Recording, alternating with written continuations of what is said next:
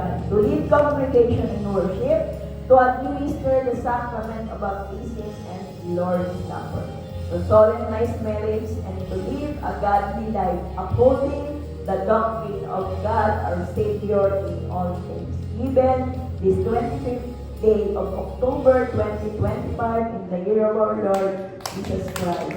Amen.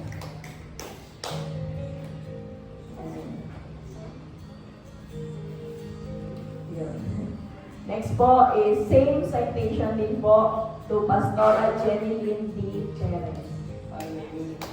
Ordained as pastor and ordained as Reverend Edelmina A. Gancho. Yan. Yan. Amen. We present to you